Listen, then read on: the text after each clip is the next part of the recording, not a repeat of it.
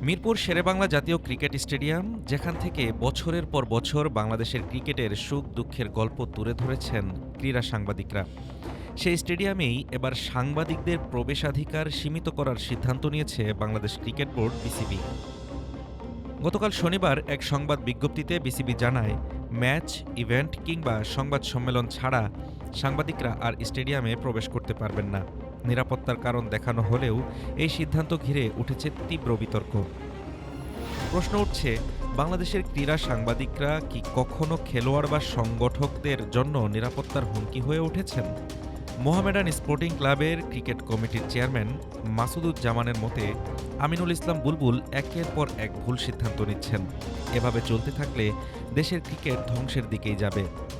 বিসিবির এই সিদ্ধান্তকে আরও গুরুতর অভিযোগের সঙ্গে যুক্ত করেছেন বোর্ডের সাবেক পরিচালক লোকমান হোসেন ভূঁইয়া।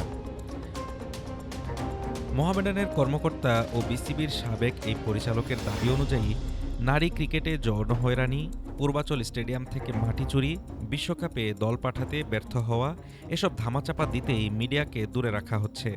ফিক্সিংয়ের মতো ঘটনাও আড়াল করার চেষ্টা চলছে। বোর্ডের সিদ্ধান্তে বিস্মিত বিসিবির সাবেক পরিচালক ফাহিম সিনহাও। ফাহিম সিনহার মতে, নিরাপত্তার কারণটা অযৌক্তিক। চাইলে আলোচনার মাধ্যমে সমাধান করা যেত।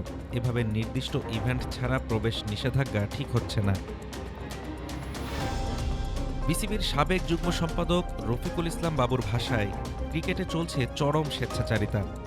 তিনি বলেন, এমন স্বৈরাচার ক্রীড়াঙ্গনে আগে দেখিনি। মিডিয়ার স্বাধীনতা কেড়ে নেওয়া হচ্ছে, ফিক্সিং কেলেঙ্কারি ধামাচাপা দেওয়ার চেষ্টা চলছে। নিরাপত্তার অজুহাতে সাংবাদিকদের দূরে সরিয়ে রাখা নাকি অস্বস্তিকর প্রশ্ন থেকে বাঁচার চেষ্টা?